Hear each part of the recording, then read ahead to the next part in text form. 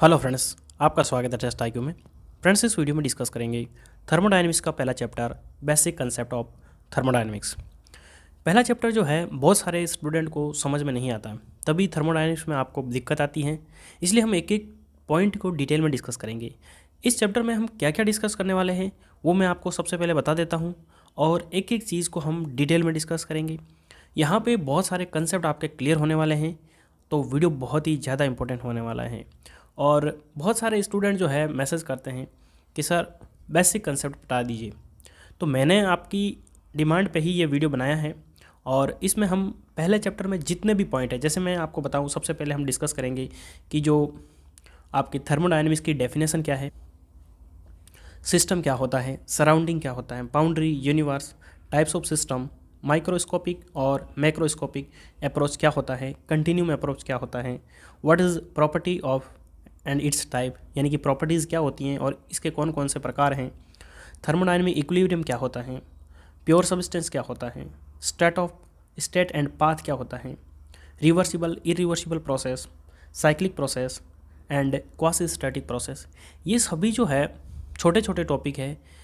Exam में जैसे मान लो जितने भी जेई से रिलेटेड एग्ज़ाम हैं वहाँ पे इस टॉपिक से बहुत सारे क्वेश्चन पूछे जाते हैं। कई स्टूडेंट को लगता है कि नहीं किसी और चैप्टर से पूछे गए हैं, लेकिन क्या होता है कि यदि आपके बेसिक कंसेप्ट क्लियर हैं तो थर्मोडायनेमिक्स के 10 में से आप 3 क्वेश्चन तो इस पहले चैप्टर से कर दोगे। इसलिए ये चैप्टर बहुत ही ज़्यादा इंपॉर्टेंट है। आगे हम देखते हैं कि और क्या डिस्कस करने वाले हैं। जैसे मैं बात करूँ थर्मोडायनेमिक प्रॉपर्टी क्या होती है, जैसे एक तो मैंने पहले बताया कि प्रॉपर्टी क्या होती है, और फिर थर्मोडायनेमिक प्रॉपर्टी कौन कौन सी होती हैं, ट्रिपल पॉइंट क्या होता है, आइडियल गैस की इक्वेशन क्या है, जीरोथ लॉ ऑफ थर्मोडायनेमिक्स क्या है, पॉइंट फंक्शन क्या होते हैं, पाथ फंक्शन क्या होते हैं, एग्जैक्ट और इनएग्जैक्ट डिफरेंशियल क्या होता है, और हीट एंड वर्क क्या होता है। इन सभी बातों को हम इस वीडियो में डिटेल में डिस्कस करने वाले हैं। फ्रेंड्स, एक चीज़ मैं बता दूं, यदि आप चैनल पर पहली बार विजिट कर रहे हैं तो चैनल को सब्सक्राइब जरूर करें। ऐसे ही वीडियो आपको और पाने के लिए चैनल को सब्सक्राइब करना होगा और बेल आइकन प्रेस करना होगा, ताकि आपको नेक्स्ट वीडियो जब भी आता है तो नोटिफिकेशन मिल सके। तो चलिए शुरू करते हैं। सबसे पहले हम बेसिक डेफिनेशन ऑफ थर्मोडायनेमिक्स। मैं इस चैप्टर को बहुत ही आराम से समझाऊंगा। बहुत सारे स्टूडेंट कमेंट करते हैं कि सर आप बहुत फास्ट पढ़ाते हैं, तो इसलिए मैं बहुत ही ज़्यादा धीरे पढ़ाने वाला हूं। और जिस स्टूडेंट को लगता है कि मैं ज़्यादा ही धीरे पढ़ा रहा हूं तो वो स्पीड से इस वीडियो को देख सकता है।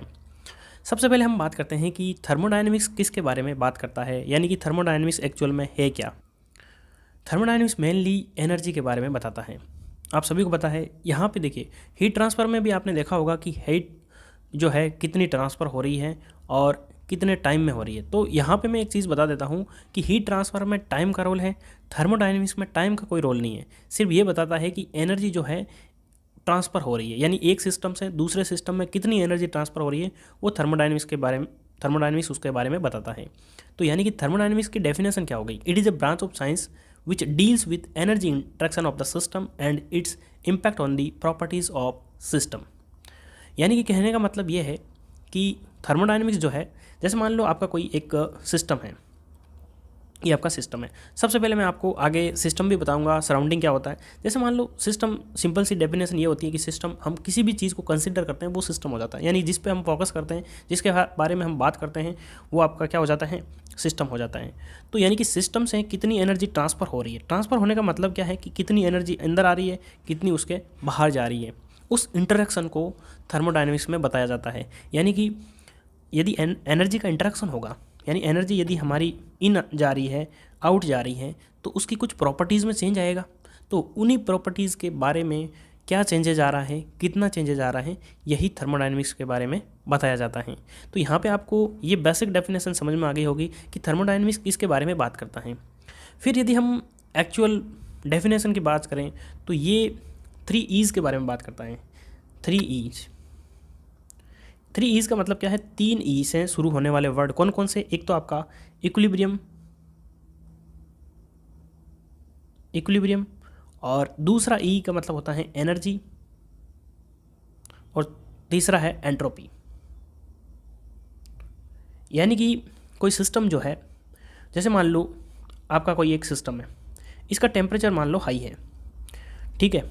तो ये क्या होगा, सिस्टम का टेम्परेचर हाई का मतलब क्या है कि जो हमारा सराउंडिंग होगा ना, उसका टेम्परेचर कम होगा, तभी तो इसको हम हाई कह सकते हैं। तो यानी कि ये जो हाई टेम्परेचर से क्या होगा, एनर्जी जो है हमारी हीट जो है ट्रांसफ़र होगी लो टेम्परेचर की तरफ। यानी मैं एक चीज़ बता देता हूँ कि energy always flow from high temperature to low temperature, या फिर कह सकता हूँ high pressure to low pressure. ये यूनिवर्सल ट्रूथ है। तो यानी कि जब हमारा सिस्टम जो है, ये जो टेम्परेचर है दोनों का इक्वल नहीं हो जाएगा, तब तक ये एनर्जी का इंटरेक्शन होगा। तो कहने का मतलब है कि ये जो थर्मोडायनेमिक्स है ये इक्विलिब्रियम के बारे में बात करता है। फिर हम बात करते हैं एनर्जी की, यानी एनर्जी ट्रांसफ़र हो रही है। तो एनर्जी ट्रांसफ़र होगी तो कब तक ट्रांसफ़र होगी? जब तक हमारा सिस्टम जो है इक्विलिब्रियम कंडीशन में नहीं आ पाएगा। फिर बात करते हैं एंट्रोपी की।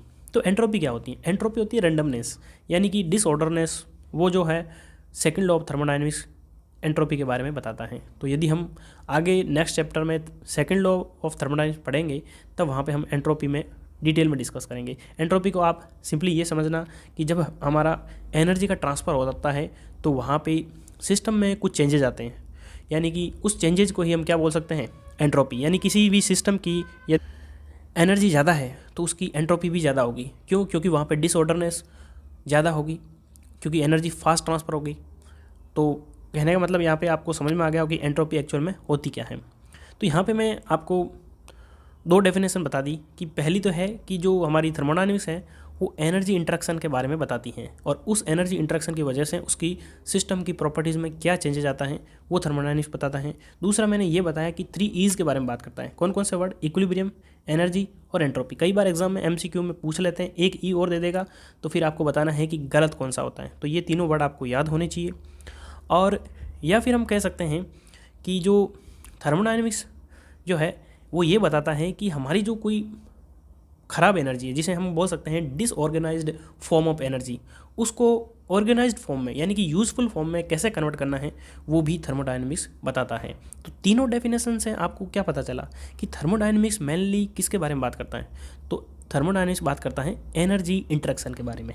तो यहाँ पर आप बोल सकते हैं कि thermodynamics deals with energy interaction. Energy interaction,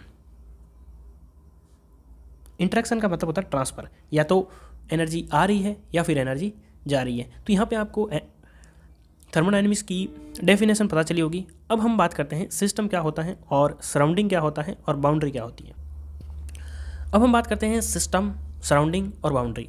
system क्या होता है? एनीथिंग अंडर कंसिडरेशन, यानी कि हम किसी भी चीज़ को कंसिडर कर रहे हैं, जिस पे फोकस कर रहे हैं, जिसके बारे में हम बात कर रहे हैं कि इस सिस्टम के अंदर, यानी कि जैसे मान लो ये आपका यूनिवर्स है,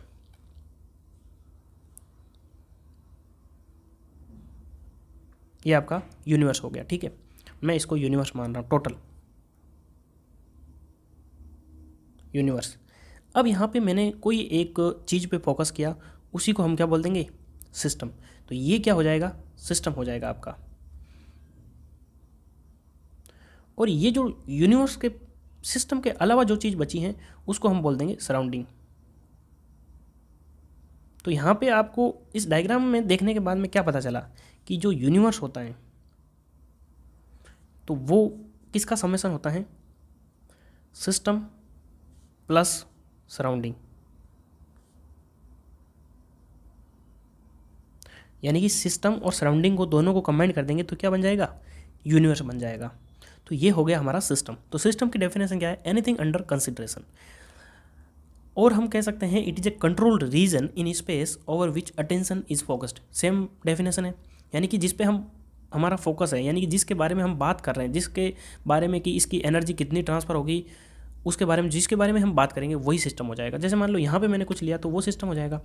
तो जो भी हम कंसिडर कर रहे हैं वो सिस्टम हो जाता है। और सिस्टम के जो अलावा है, सिस्टम के अलावा जो भी बचा है उसको हम सराउंडिंग कह देंगे। तो सराउंडिंग की डेफिनेशन क्या हो जाएगी? Anything external to the system is known as surrounding. तो सराउंडिंग हो जाएगा सिस्टम के अलावा। तो यहाँ पे दो चीज़ आपको पता चली, सिस्टम, सराउंडिंग, और तीसरी है यूनिवर्स। यहाँ पे देखिए, अब एक चीज़ आपके दिमाग में आ रही कि इस सिस्टम और सराउंडिंग को सेपरेट कौन कर रहा है। यहाँ पे आपने सोचा होगा, नहीं सोचा है तो सोचना चाहिए।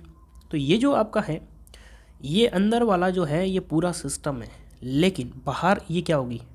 ये हो जाएगी आपकी बाउंड्री। जैसे आपका घर होता है तो घर की भी तो बाउंड्री होती है, तो वैसे ही इसकी क्या हो जाएगी?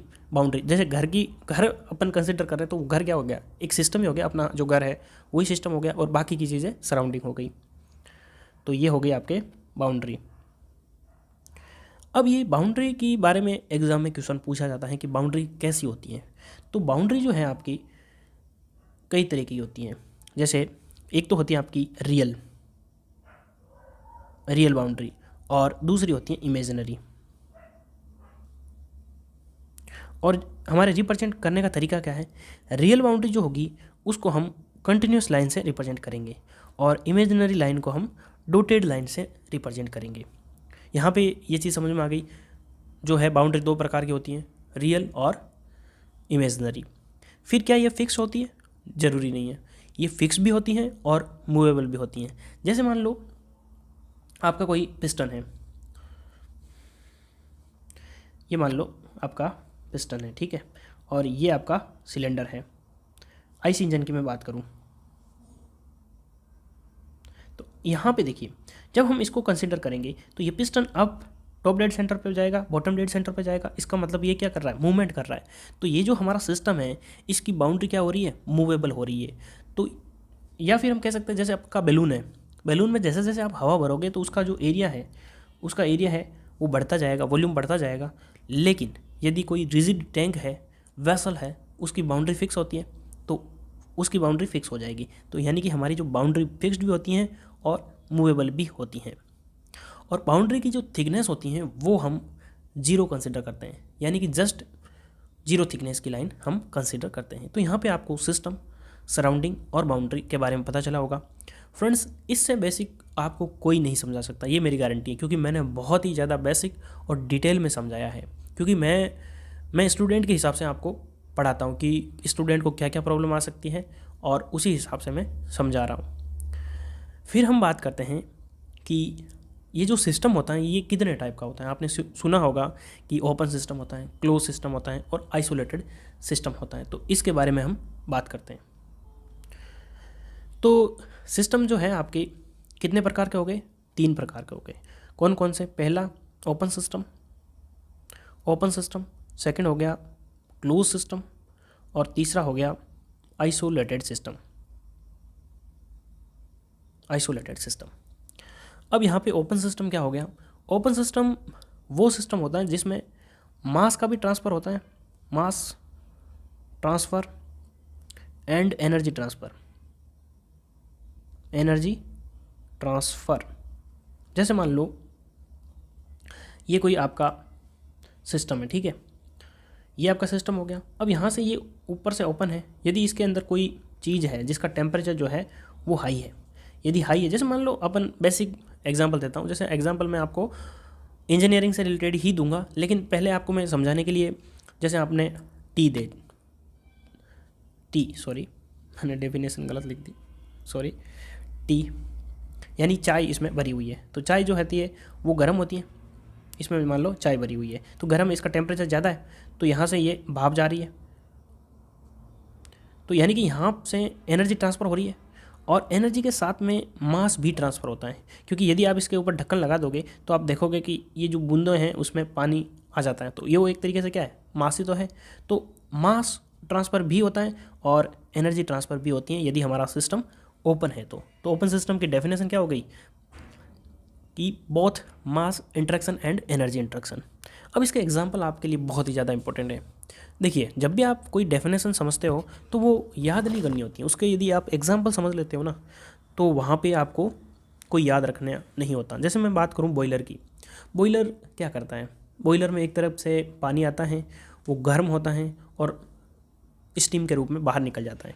तो वहाँ पे उस बॉयलर को हम एक सिस्टम कंसिडर करेंगे तो वो ओपन सिस्टम हो जाएगा। क्यों? वहाँ पे मास ट्रांसफ़र हो रहा है, यानी एक तरफ से पानी आ रहा है, दूसरी तरफ से स्टीम निकल रही है, तो मास का भी ट्रांसफ़र हो रहा है, एनर्जी का भी ट्रांसफ़र हो रहा है। सिमिलरली टरबाइन है, कंडेंसर है, इवेपोरेटर है, हीट एक्सचेंजर है, pump, piston cylinder arrangement with valve, compressor. अब यहाँ पे एग्जाम्पल एक पूछा जाता है, जैसे बाकी सभी जो है ओपन सिस्टम हो गए, लेकिन एक चीज़ मैं आपको बता देता हूँ। जैसे ये आपका सिलेंडर है, ठीक है, इसके अंदर ये आपका पिस्टन लगा हुआ है, यहाँ पे क्या है, ये आपके वाल्व है, इनलेट वाल्व, और ये आपका हो गया आउटलेट वाल्व। जब हमारा सक्शन होगा तब क्या होगा, इनलेट वाल्व ओपन होगा और यहाँ पे क्या आ जाएगा, यहाँ से हमारा जो फ्रेश एयर फ्यूल मिक्सर है वो आएगा। ज़्यादा मैं डिटेल में नहीं जाऊँगा, नहीं तो वीडियो और ही ज़्यादा लेंथी हो जाएगा। और आईसी इंजन का जो जितने भी टॉपिक है मैंने डिटेल में आपको समझा रखे हैं। यदि वो आईसी इंजन से रिलेटेड आपको कोई भी दिक्कत है तो प्लेलिस्ट में जाइए, वहाँ पे मैंने थ्योरेटिकल जितने भी वीडियो है वो अलग प्लेलिस्ट है और एसएससी जेईई के प्रीवियस क्वेश्चन की अलग प्लेलिस्ट है। 2 प्लेलिस्ट है आईसी इंजन की, वहाँ से सभी वीडियो आप देख सकते हैं और आईसी इंजन को स्ट्रॉन्ग कर सकते हैं। तो यहाँ पे देखिए इनलेट वाल्व जब ओपन होगा तब तो ये ओपन सिस्टम हो जाएगा, और जब हमारा लास्ट प्रोसेस होगा जिसमें एग्जॉस्ट होता है तब वहाँ पे जो है आउटलेट वाल्व ओपन होगा, तो उस टाइम ये क्या होगा, ओपन सिस्टम होगा। लेकिन कंप्रेशन और एक्सपांसन में क्या होता है, इनलेट वाल्व और आउटलेट वाल्व दोनों जो है क्लोज रहते हैं, उस कंडीशन में ये क्लोज सिस्टम रहता है। तो ये डिफरेंस होता है। अब हम बात करते हैं क्लोज सिस्टम की। तो क्लोज सिस्टम में एनर्जी जो है वो ट्रांसफ़र होती है, no mass transfer and no mass transfer.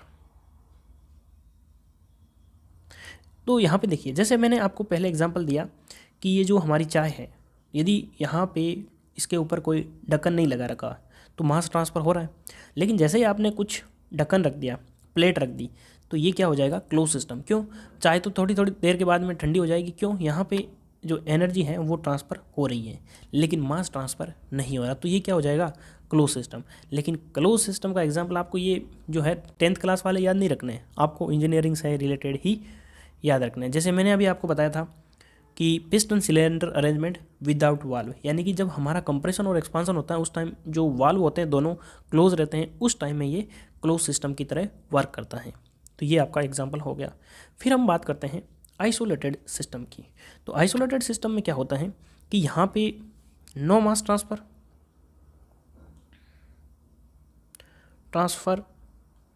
And no energy transfer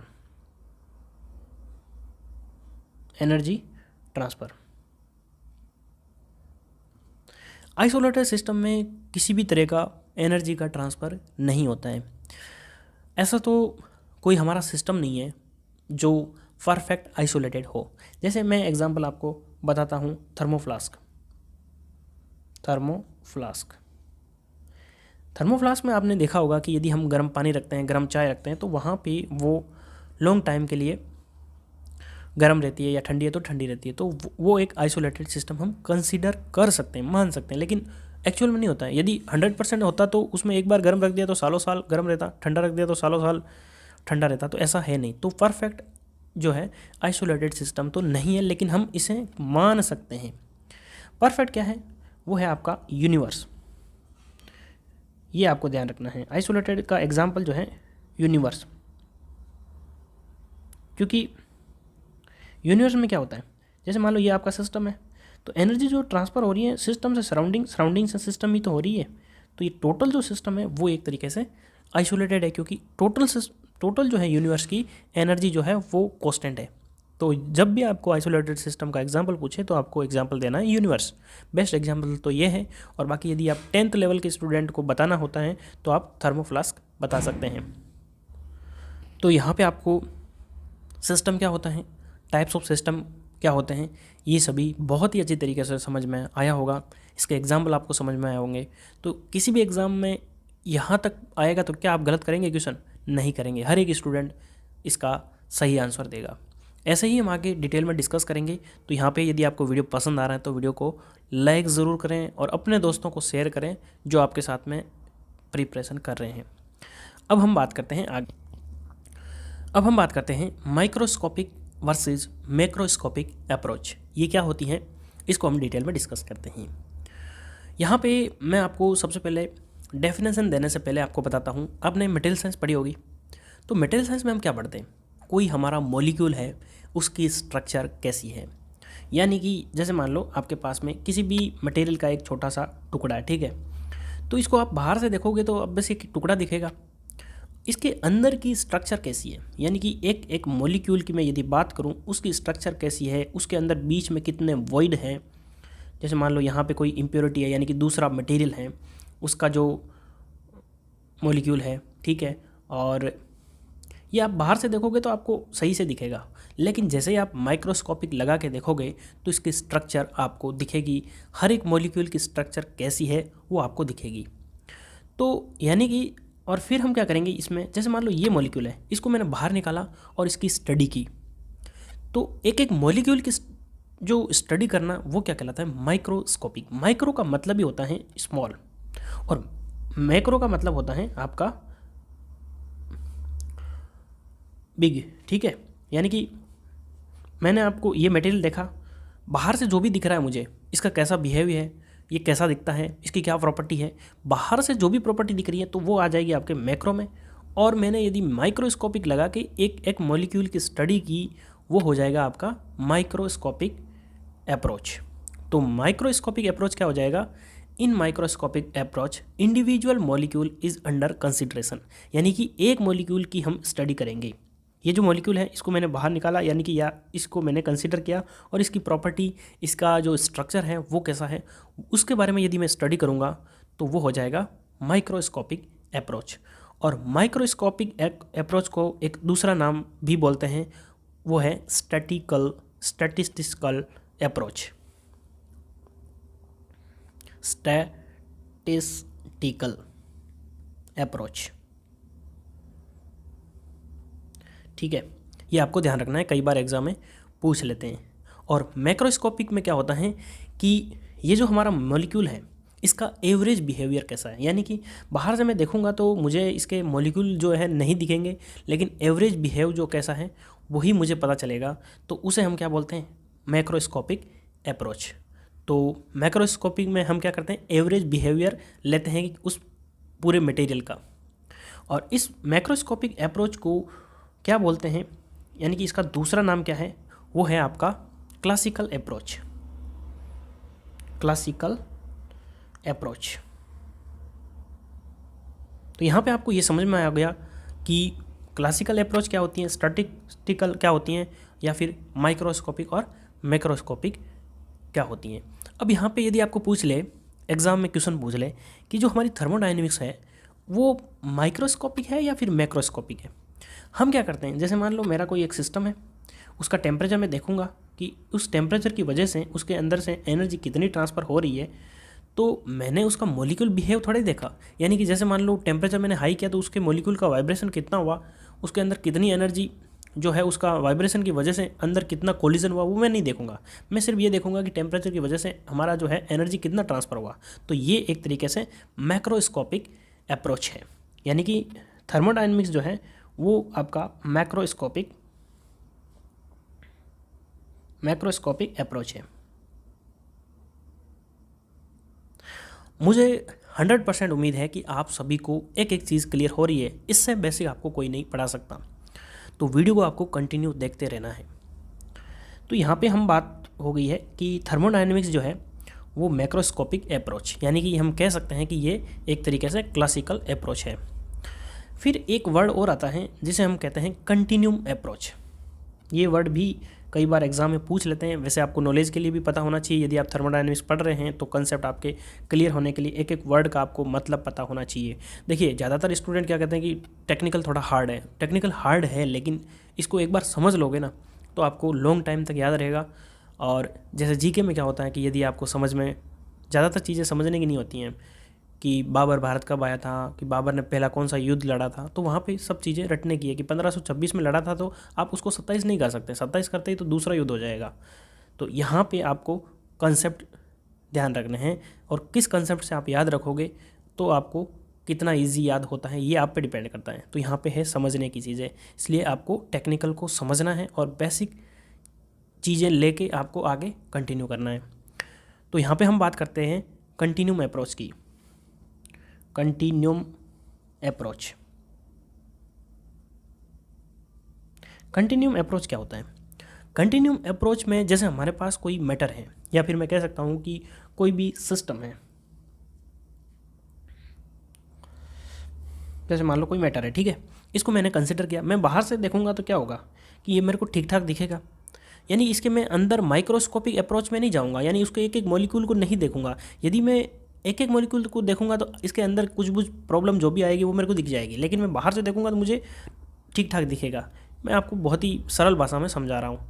यानी कहने का मतलब मेरा ये है कि हम किसी भी मटेरियल को यदि कंसिडर करते हैं कि उसके अंदर कोई भी गैप नहीं है, कोई भी वॉइड नहीं है। वॉइड का मतलब होता है कि उसके अंदर कोई भी खाली जगह नहीं है, यानी कि उसके जितने भी मॉलिक्यूल हैं वो कंटिन्यूस हैं या वो भरे हुआ है, उसमें कोई गैप नहीं है, उसके अंदर कोई भी वॉइड नहीं है। वॉइड का मतलब खाली जगह। तो खाली जगह यदि नहीं होती हैं यानी वो कंटिन्यूस भरा हुआ है, तो उसको हमने एक नाम दे दिया कंटिन्यूम अप्रोच। तो कंटिन्यूम अप्रोच कब देखेंगे हम? जब हम इसको मैक्रोस्कोपिक में कंसिडर करेंगे। क्यों? मैक्रोस्कोपिक में हम एवरेज बिहेवियर देखते हैं। तो यहाँ पे आपको समझ में आया होगा कि कंटिन्यूम अप्रोच क्या होती है। तो इसकी डेफिनेशन क्या हो जाएगी? In case of continuum approach we are considering our matter without any void और gap. We are treating our matter as continuous, यानी हम मैटर को जो है वो कंटिन्यूस कंसिडर करते हैं, यानी उसके अंदर बीच में कोई क्रैक नहीं है, कोई खाली जगह नहीं है। ठीक है ना? तो ये हो गई आपके कंटिन्यूम अप्रोच। अब हम आगे डिस्कस करते हैं प्रॉपर्टी क्या होती है। किसी भी हमारा सिस्टम है उसकी कुछ ना कुछ प्रॉपर्टी होगी, जैसे उसका टेम्परेचर हाई है, लो है, प्रेशर हाई है, लो है, वॉल्यूम, बहुत सारी चीज़ें हम देखते हैं कि उसकी एंट्रोपी कितनी है, उसमें वर्क कितना ट्रांसफ़र किया, एनर्जी का इंटरेक्शन कितना हुआ। तो वहाँ पे बहुत सारी चीज़ें हम कंसिडर करते हैं। वो सभी के सभी क्या है? वो सभी की सभी प्रॉपर्टी है। तो प्रॉपर्टी क्या हो गई? एक तरीके से एक वर्ड में इसको मैं बोलूँगा तो इसका सिमिलर वर्ड हो जाएगा कैरेक्टरिस्टिक ऑफ द सिस्टम। तो ये क्या हो जाएगी? कैरेक्टरिस्टिक ऑफ द सिस्टम, यानी कोई सिस्टम के जो गुण होते हैं वही क्या हो गई? उसकी प्रॉपर्टी हो गई। तो यहाँ पे डेफिनेशन आपको समझ में आ गई है। लेकिन यहाँ पे प्रॉपर्टी कितने टाइप की होती है ये आपके लिए बहुत ज़्यादा इंपॉर्टेंट है। तो यहाँ पे हम देखते हैं कि types of property. Types of property, property दो टाइप की होती है। कितने टाइप की होती है? दो टाइप की। कौन कौन सी? आप सभी को पता है। पहली हो गई इंटेंसिव प्रॉपर्टी, इंटेंसिव प्रॉपर्टी, और दूसरी होगी आपके एक्सटेंसिव प्रॉपर्टी। ये आपने सभी ने सुना है। क्या होती हैं ये हम डिटेल में डिस्कस करते हैं। इंटेंसिव प्रॉपर्टी का एक दूसरा नाम है इंट्रिंसिक प्रॉपर्टी। Intrinsic property. कई बार एग्जाम में क्या होता है कि इंटेंसिव की जगह इंट्रिंसिक नाम दे देते हैं, तो बहुत सारे स्टूडेंट कन्फ्यूज हो जाते हैं, इसलिए मैंने आपको दूसरा नाम बता दिया। और एक्सटेंसिव प्रॉपर्टी का नाम है एक्सट्रिंसिक। देखिए वर्ड जो है वो सिमिलर जो है साउंड कर रहा है, इसलिए ज़्यादा आपको प्रॉब्लम नहीं होगी, लेकिन पता होना चाहिए। कभी एक बार आप देख लोगे ना एक्सट्रिंसिक प्रॉपर्टी। अब ये इंटेंसिव प्रॉपर्टी कौन सी होती हैं और एक्सटेंसिव कौन सी होती हैं? तो जो प्रॉपर्टी मास पे डिपेंड करती हैं वो तो हो गई एक्सटेंसिव, और जो मास पे डिपेंड नहीं करती वो हो गई आपके इंटेंसिव। तो इंटेंसिव प्रॉपर्टी क्या हो गई? Does not depend on mass, does not depend on मास। और एक्सटेंसिव हो गई आपके डिपेंडिंग ऑन मास। अब हम बात करते हैं इसके एग्जाम्पल की। सबसे ज़्यादा इम्पॉर्टेंट है इंटेंसिव प्रॉपर्टी। और ये टॉपिक जो है ना प्रॉपर्टी, यहाँ से आपको पता है कि एग्ज़ाम में एक क्वेश्चन ज़रूर पूछा जाता है कि आपको 3 ऑप्शन में दे देंगे इंटेंसिव प्रॉपर्टी, एक एक्सटेंसिव पूछ लेंगे। तो ये पूछ लेंगे या तो कि कौन सी इंटेंसिव प्रॉपर्टी नहीं है, तो जो एक्सटेंसिव प्रॉपर्टी होगी वही आंसर हो जाएगा हमारा। तो ये एग्ज़ाम में एक क्वेश्चन ज़रूर पूछा जाता है। जेई का कोई सा भी एग्ज़ाम आप उठा के देख लो, वहाँ पे इंटेंसिव और एक्सटेंसिव प्रॉपर्टी से एक क्वेश्चन आपको हमेशा मिलेगा। यदि आप एनालिसिस करोगे तो आपको पता चल जाएगा। तो इंटेंसिव प्रॉपर्टी कौन कौन सी? जैसे मैं बात करूँ प्रेशर की, यहाँ पे मैं किसकी बात कर रहा हूँ? प्रेशर की। प्रेशर क्या है, इंटेंसिव या एक्सटेंसिव? आप खुद सोचोगे तो आपको पता चलेगा कि जैसे मान लो मैंने एक छोटा सा कंटेनर लिया, इतना, एक बड़ा कंटेनर ले लिया, तो यहाँ पे मैं आपको फील करवाऊँगा कि इंटेंसिव कैसे होती हैं और एक्सटेंसिव कैसे होती हैं। तो ये जो प्रेशर है, मैंने इसमें क्या होगा, गैस भरना शुरू किया, तो मैं गैस भरूँगा तो मान लो इसका 5 बार प्रेशर मैंने कर दिया, इस सिस्टम का छोटे वाले का 5 बार। और सिमिलरली मैं यहाँ पे भी गैस भरना शुरू करूँगा और इसका प्रेशर जो है वो 5 बार कर दिया। तो यहाँ पे कम गैस जो होगी तब भी इसका प्रेशर जो है 5 बार हो जाएगा, और यहाँ पे जो है ज़्यादा होगी तो भी 5 बार हो जाएगा। तो प्रेशर जो है मास पे डिपेंड करता है क्या? नहीं किया। यहाँ पे मास कम था तो भी 5 बार प्रेशर हो सकता है, और यहाँ पे ज़्यादा था तो भी 5 बार प्रेशर हो सकता है। तो इसका मतलब ये मास पे डिपेंड ही नहीं कर रहा, ये तो इंडिपेंडेंट मास है, यानी मास पे डिपेंड ही नहीं कर रहा। तो ये हो गई आपके इंटेंसिव प्रॉपर्टी। इसी प्रकार टेम्परेचर, तो टेम्परेचर में यहाँ पे जितनी भी गैस है उसका भी मैं 100 डिग्री कर सकता हूँ, इसका भी मैं 100 कर सकता हूँ या 200 कर सकता हूँ। तो टेम्परेचर भी क्या हो गई? इंटेंसिव। तो इसके मैं एग्जांपल आपको बता देता हूँ, मैं यहाँ पे लिखाऊंगा नहीं, क्योंकि आप सभी को जैसे जैसे मैं धीरे धीरे बोलूँगा आपको अपने नोटबुक में नोट करना है। सोए वीडियो देखोगे तो इंजीनियरिंग आपको समझ में नहीं आने वाली, टेक्निकल आपका स्ट्रॉन्ग नहीं होने वाला। आप जीके नहीं पढ़ रहे हो, आप पढ़ रहे हो टेक्निकल, वो भी थर्मोडायनेमिक्स। बहुत ही अच्छा सब्जेक्ट है। आप जब भी पढ़ें तो कम से कम नोटबुक और पेन आपके हाथ में होना चाहिए, तभी आपकी चीज़ें स्ट्रॉन्ग होगी। तो यहाँ पे मैं आपको इसके एग्जांपल बता देता हूँ। जैसे प्रेशर, टेम्परेचर मैंने आपको बता ही दिया है। थर्मल कंडक्टिविटी, थर्मल कंडक्टिविटी किसी मटेरियल की, जैसे मान लो सिल्वर की कितनी होती है, गोल्ड की कितनी होती है, तो वो फिक्स है। अब सिल्वर आपने 1 किलो भी ले लिया ना तो भी उतनी होगी, और 1 ग्राम भी ले लिया तो भी उतनी उसकी कंडक्टिविटी होगी। फिर हम बात करते हैं स्पेसिफिक हीट। अब देखिए यहाँ पे एक इंपॉर्टेंट चीज़ आती है, एक होता है आपका हीट, या कोई भी प्रॉपर्टी लेते हैं। हीट जो होती है ना, जैसे मान लो इतना सिस्टम है, एक इतना बड़ा सिस्टम है, तो दोनों में हीट अलग अलग होगी, क्योंकि हीट जो है वो क्वांटिटी पे डिपेंड कर रहा है। यानी कम पानी है, उसका टेम्परेचर तो सेम हो सकता है, लेकिन उसमें हीट उतनी नहीं होगी। थोड़े पानी में हीट कम होगी, ज़्यादा पानी में बहुत ज़्यादा हीट होगी। तो ये किस पे डिपेंड कर रही है? मास पे। तो हीट क्या है? हीट है आपकी एक्सटेंसिव प्रॉपर्टी। क्या है?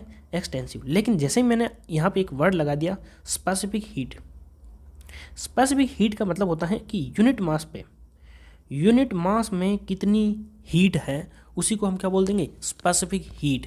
तो जब भी किसी भी वर्ड के पीछे या किसी भी एक्सटेंसिव प्रॉपर्टी के पीछे स्पेसिफिक लग जाता है, तो स्पेसिफिक का मतलब होता है यूनिट मास पे, यानी मास हमारा इकाई है, तो वहाँ पे मास की बात ही नहीं हो रही है। एक मास पे या 1 किलोग्राम पे या 1 ग्राम पे बात हो रही है, तो वो हो गया यूनिट, तो वो स्पेसिफिक बन गया। तो स्पेसिफिक बन गया तो वो इंटेंसिव में आ जाता है। तो कोई भी प्रॉपर्टी, जैसे मैं आपको एक्सटेंसिव प्रॉपर्टी के एग्जांपल देता हूँ, जैसे मास खुद ही हो गया, वॉल्यूम हो गया। और वॉल्यूम जो है, किसी थोड़ा वॉल्यूम हो सकता है, ज़्यादा वॉल्यूम हो सकता है, तो मास पे ही डिपेंड करेगा। जिसका ज़्यादा मास होगा उसका वॉल्यूम भी ज़्यादा होगा। तो ये किस पे डिपेंड कर रहा है? मास पे। तो जैसे मैंने बात की स्पेसिफिक वॉल्यूम, तो स्पेसिफिक लग गया मतलब यूनिट मास पे, तो स्पेसिफिक वॉल्यूम जो है वो आपका इंटेंसिव प्रॉपर्टी हो जाएगा, और वॉल्यूम है आपका एक्सटेंसिव। फिर हम बात करते हैं एक इंपॉर्टेंट चीज़ की, ratio of two extensive property. जैसे यहाँ पे मैं आपको एग्जांपल देता हूँ। जैसे मैंने एग्जांपल दिया, डेंसिटी क्या होती है? डेंसिटी होती है मास अपॉन वॉल्यूम। तो जो हमारा डेंसिटी है, मास क्या है? एक्सटेंसिव प्रॉपर्टी, और वॉल्यूम भी क्या है? Extensive property. लेकिन इन दोनों का जो रेशियो है वो क्या है? डेंसिटी। तो डेंसिटी जो है वो आपकी इंटेंसिव प्रॉपर्टी है। क्या है? ये आपकी इंटेंसिव प्रॉपर्टी है। तो जब भी आपको 2 रेशियो दिखे एक्सटेंसिव प्रॉपर्टी का, तो वो इंटेंसिव हो जाता है, यानी वो मास पे डिपेंड नहीं करता। फिर हम बात करते हैं एनर्जी की। तो एनर्जी क्या है? Extensive property. लेकिन जैसे ही इसके पीछे वर्ड लग गया स्पेसिफिक एनर्जी, तो ये इंटेंसिव हो जाएगा। तो यहाँ पे मैंने बहुत सारे एग्जांपल बता दिए। तो जितनी भी एनर्जी होती है ना, वो सभी की सभी एक्सटेंसिव प्रॉपर्टी होती है, क्योंकि वो मास पे डिपेंड करती है। एंट्रोपी भी मास पे डिपेंड करती है, इसलिए एक्सटेंसिव होगी। तो यहाँ पे मैं आपको फील करवाना चाहता हूँ कि एक्सटेंसिव प्रॉपर्टी कौन सी होती है। जैसे आप एग्जांपल याद करने बैठोगे ना, तो ज़्यादा से ज़्यादा 10-10 एग्जांपल आप याद रख सकते हैं, लेकिन आप समझ पाओगे उसको ना कि ये मास पे डिपेंड कर रही है नहीं कर रही है। तो कोई एक नया एग्जाम्पल भी आप एग्ज़ाम में पूछ लिया ना, तो आप ईजिली कर पाएंगे। तो मुझे उम्मीद है कि आप सभी को प्रॉपर्टी क्या होती है, इंटेंसिव प्रॉपर्टी क्या होती है, एक्सटेंसिव प्रॉपर्टी क्या होती है, ये आपको बहुत ही डिटेल में समझ में आया होगा। जैसे मान लो एक वर्ड पूछता हूँ मैं, कोफिशिएंट ऑफ थर्मल एक्सपांसन। तो ये क्या हो गया? कोफिशिएंट ऑफ थर्मल एक्सपांसन जो है ना, ये आपका इंटेंसिव प्रॉपर्टी हो गया, क्योंकि वो कोफिशिएंट है, वो मास पे डिपेंड थोड़ी कर रहा है, तो वो तो एक पूरे प्रोसेस पे ही डिपेंड कर रहा है, तो इंटेंसिव प्रॉपर्टी हो गई। फिर मैं आपको एक एग्जांपल पूछता हूँ, इलेक्ट्रिक चार्ज। इलेक्ट्रिक चार्ज क्या हो जाएगा? तो इलेक्ट्रिक चार्ज जो है ना, ये एक्सटेंसिव प्रॉपर्टी हो जाएगा, क्योंकि चार्ज जो है ना वो आपका किस पे डिपेंड कर रहा है? मास पे डिपेंड कर रहा है। तो यहाँ पे हमने डिस्कस किया प्रॉपर्टी। अब हम बात करते हैं थर्मोडायनेमिक इक्विलिब्रियम क्या होता है। थर्मोडायनेमिक इक्विलिब्रियम क्या होता है ये आपको पता होना चाहिए। सबसे पहले मैं बात करता हूँ थर्मल इक्विलिब्रियम। देखिए, थर्मल इक्विलिब्रियम, इक्विलिब्रियम ठीक है, इसको इक्विलिब्रियम में शॉर्ट में लिख रहा हूँ। एक होता है आपका मैकेनिकल इक्विलिब्रियम, मैकेनिकल इक्विलिब्रियम, एक हो जाएगा आपका chemical equilibrium, chemical equilibrium. Thermal equilibrium से आप क्या समझते हैं? थर्मल इक्विलिब्रियम की जब बात आती है, जैसे मान लो कोई आपका एक सिस्टम है, थर्मल इक्विलिब्रियम का मतलब क्या हो जाएगा कि उसका जो टेम्परेचर है वो इक्विलिब्रियम कंडीशन में है। तो मैं यहाँ कह सकता हूँ इक्वलिटी ऑफ टेम्परेचर, यानी कि जब हमारा टेम्परेचर की इक्वलिटी होगी तो उसको हम थर्मल इक्विलिब्रियम में कह देंगे। जब बात आती है मैकेनिकल इक्विलिब्रियम में की, तो मैकेनिकल में क्या आते हैं? फोर्स या फोर्सेस कह सकता हूँ, और कुछ भी कह सकता हूँ जैसे प्रेशर। इनका जब इक्विलिब्रियम होगा तो उसे मैं क्या कह दूंगा? Mechanical equilibrium. और जब बात आती है केमिकल पोटेंशियल की, केमिकल पोटेंशियल, ये यदि इक्विलिब्रियम में है तो उसे मैं क्या बोल दूंगा? केमिकल इक्विलिब्रियम में। तो थर्मोडायनामिक इक्विलिब्रियम क्या होता है? कोई सिस्टम थर्मल इक्विलिब्रियम में है, मैकेनिकल इक्विलिब्रियम में और केमिकल इक्विलिब्रियम में है, तीनों में है, तो उसको हम बोल सकते हैं थर्मोडायनामिक इक्विलिब्रियम में। यानी कि the system is said to be thermodynamic equilibrium when it is in thermal equilibrium, chemical equilibrium and mechanical equilibrium. तो यहाँ पे आपको समझ में आया होगा कि ये तीनों एक साथ इक्विलिब्रियम में होंगे, उसको हम क्या बोलेंगे? Thermodynamic equilibrium. कई बार एग्जाम में पूछा जाता है कि थर्मोडायनामिक इक्विलिब्रियम जो है उसकी डेफिनेशन दे देते हैं, पहले थर्मल इक्विलिब्रियम पूछ लेते हैं, ये तीनों नाम लिख दिए, और लास्ट में पूछा जाता है कि ऑल ऑफ अबव। तो हमारा आंसर क्या हो जाएगा? डी आ जाएगा, ऑल ऑफ अबव, क्योंकि तीनों एक साथ होंगे तभी उसको हम बोलेंगे थर्मोडायनामिक इक्विलिब्रियम। अब यहाँ पे मैं आपको एक पूछता हूँ क्रॉस क्वेश्चन कि कोई सिस्टम हमारा थर्मल इक्विलिब्रियम में है, इसका मतलब वो थर्मोडायनामिक इक्विलिब्रियम में नहीं है, ये ज़रूरी नहीं है। लेकिन कोई सिस्टम हमारा थर्मोडायनामिक इक्विलिब्रियम में है, इसका मतलब वो डेफिनेटली थर्मल इक्विलिब्रियम में है। मैं कहना चाहता हूँ वो चीज़ आप समझ गए होंगे। देखिए, सिर्फ थर्मोडायनामिक इक्विलिब्रियम की बात हो रही है, तो इसका मतलब ये तीनों होंगे तभी तो थर्मोडायनामिक इक्विलिब्रियम में होगा। तो यदि मैं बोलूँ कि कोई सिस्टम थर्मोडायनामिक इक्विलिब्रियम में है, इसका मतलब वो थर्मल इक्विलिब्रियम में होगा। या फिर मैं कह सकता हूँ थर्मोडायनामिक इक्विलिब्रियम में मतलब वो मैकेनिकल इक्विलिब्रियम में भी होगा। तो ये हम अलग अलग कह सकते हैं। लेकिन कोई सिस्टम हमारा मैकेनिकल इक्विलिब्रियम में है, इसका मतलब ये थोड़ा ही है कि वो थर्मोडायनामिक इक्विलिब्रियम में होगा, क्योंकि मैकेनिकल अकेला हो सकता है, यदि केमिकल नहीं हुआ तो वो थर्मोडायनामिक इक्विलिब्रियम में नहीं होगा। अब हम आगे डिस्कस करते हैं। अब हम बात करते हैं प्योर सब्सटेंस की। प्योर सब्सटेंस क्या होता है? यदि मैं कोई कंटेनर कंसिडर करता हूँ, ठीक है, ये आपका कोई कंटेनर हो गया, इसमें मैंने क्या भर दिया? पानी है। ये क्या है? वाटर है। अब यहाँ पे मैं क्या करूँगा कि इसका थोड़ा सा पानी यहाँ से निकालूंगा और देखूंगा कि इसका फॉर्मूला क्या है। फॉर्मूला है आपका H2O, यानी कि यहाँ पे मॉलिक्यूल हाइड्रोजन के 2 हैं, ऑक्सीजन का 1 है। इस साइड से निकालूंगा तो भी यही फॉर्मूला आएगा H2O, यानी कि हमारा केमिकल कंपोजिशन है वो सेम है। तो उसे हम क्या बोलेंगे? Pure substance. यानी कि substance have constant chemical composition, constant chemical composition. अब यहाँ पे आपके दिमाग में ये आ रहा होगा कि यदि हमारा ये जो वाटर है, जैसे मैंने यहाँ पे एक आइस का टुकड़ा डाल दिया, ठीक है, यहाँ पे, तो आप यहाँ पे पूछोगे कि क्या ये प्योर सब्सटेंस रह गया? तो मैं यही कहूँगा कि ये जो है आपका प्योर सब्सटेंस है, यानी कि ये आपका क्या है? आइस है। तो यहाँ पे आप देखोगे आइस क्या होती है? आइस भी एक तरीके का वाटर का सॉलिड फॉर्म है। तो यानी कि यदि मैं इसका फॉर्मूला देखूंगा तो आइस का फॉर्मूला भी क्या होता है? H2O, क्योंकि ये एक तरीके सा पानी है जो सॉलिड रूप में, यानी कि पानी जो है वो लिक्विड होता है और आइस जो है आपका सॉलिड होता है। तो यदि हमारा सॉलिड, लिक्विड या फिर गैसियस फेज क्या होती है? स्टीम होती है। तो तीनों फेज कोई सी भी हो तो केमिकल फॉर्मूला तो सेम ही रहेगा। तो यदि हमारा केमिकल फॉर्मूला सेम है तो उसे हम क्या बोलेंगे? Pure substance. तो प्योर सब्सटेंस की डेफिनेशन हो गई constant chemical composition throughout the volume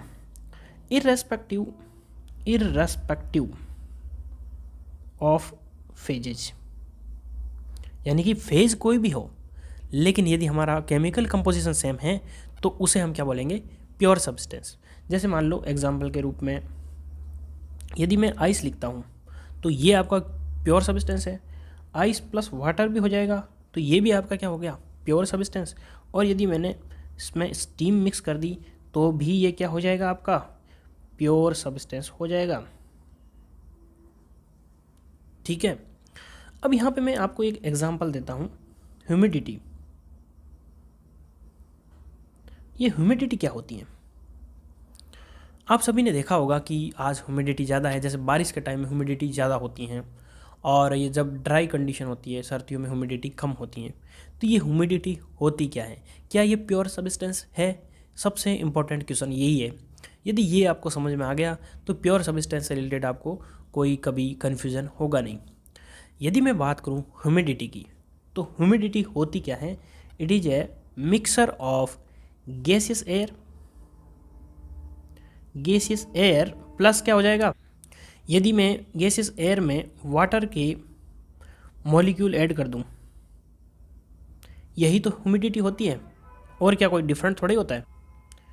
तो जब हमारा गैसियस एयर और वाटर दोनों मिक्स हो जाएंगे तो यहाँ पे आप देखोगे कि मेरे घर के पास में ह्यूमिडिटी देखोगे और आपके घर के पास में देखोगे तो अलग अलग आएगी। क्यों?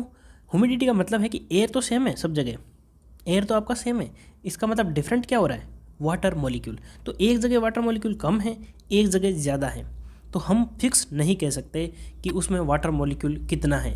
तो यानी कि वो वेरी करता है प्लेस टू प्लेस, यानी कि जगह एक जगह से दूसरे जगह जाएंगे तो ह्यूमिडिटी चेंज आ जाएगी। इसलिए ह्यूमिडिटी जो है वो प्योर सब्सटेंस नहीं है, ये आपको ध्यान रखना है। एग्ज़ाम में यही ऑप्शन दिया रहता है कि ह्यूमिडिटी क्या प्योर सब्सटेंस है, तो आपको पता होना चाहिए कि ह्यूमिडिटी इम्प्योर है, प्योर सब्सटेंस इसे हम कंसीडर नहीं करते।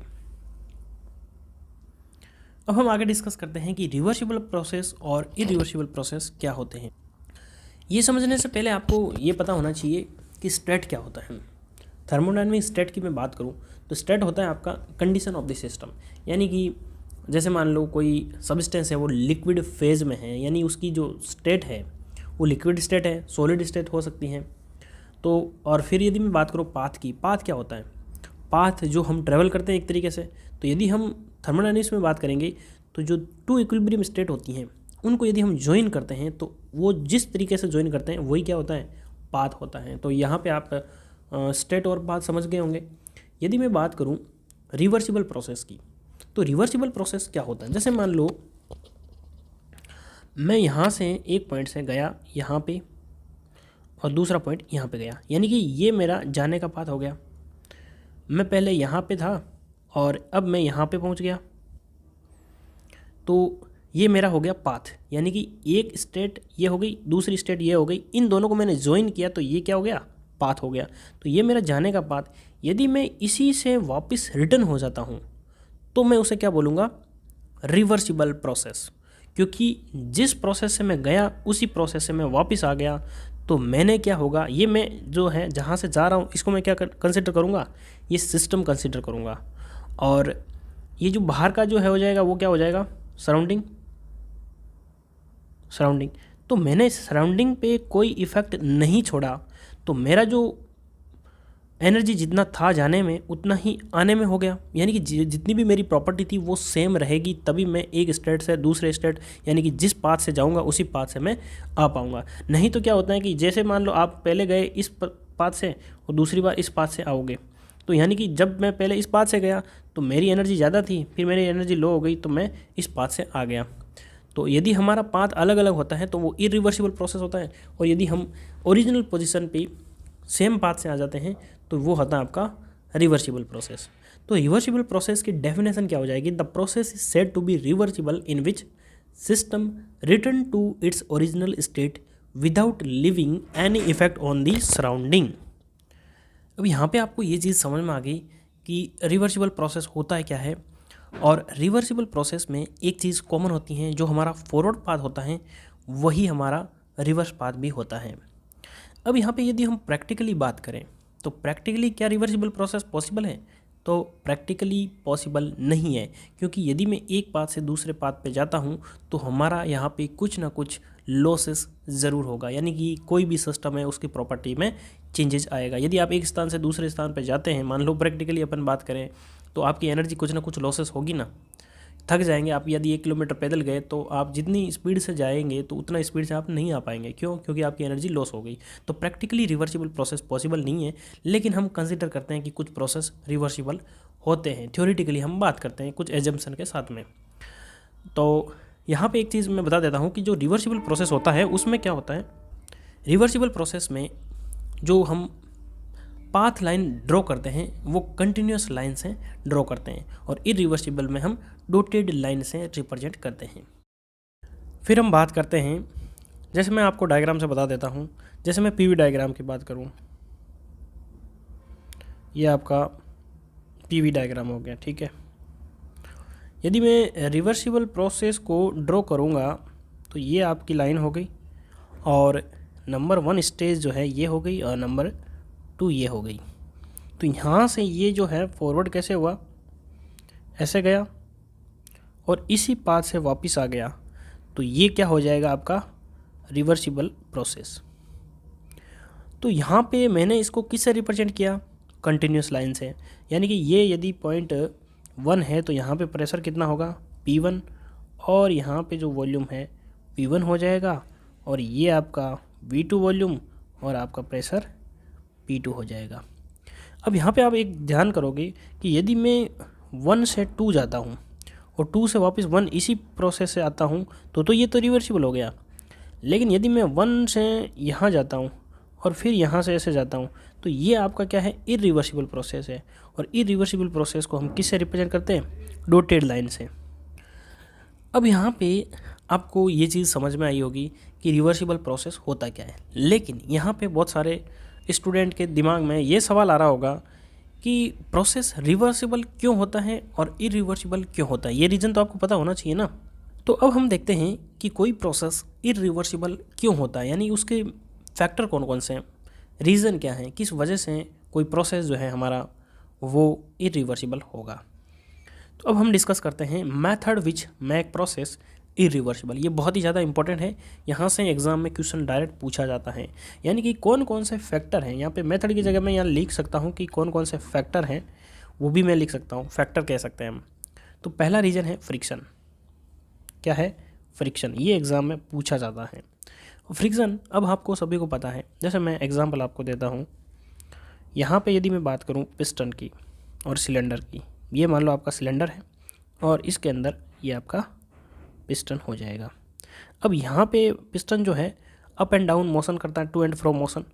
तो यदि पिस्टन हमारा टॉप डेड सेंटर से बॉटम डेड सेंटर जाएगा तो यहाँ पे फ्रिक्शन प्रेजेंट होता है इन दोनों के बीच में, यानी सिलेंडर और पिस्टन के बीच में यदि कांटेक्ट होगा थोड़ा बहुत भी तो वहाँ पे फ्रिक्शन प्रेजेंट होगा। यानी कोई भी प्रोसेस की बात कर ले, मैंने एक ये यहाँ पे जस्ट एक एग्जांपल दिया है।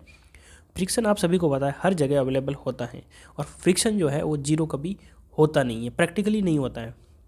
तो फ्रिक्शन की वजह से हमारा जो प्रोसेस है वो इरिवर्सिबल होता है, क्योंकि फ्रिक्शन की वजह से कुछ लॉसेस होता रहता है। दूसरा है फ्री एक्सपांशन। फ्री एक्सपांशन, ये फ्री एक्सपांशन क्या है, जैसे मान लो मैंने ये कोई कंटेनर लिया, ठीक है, अच्छे से बना देता हूँ मैं।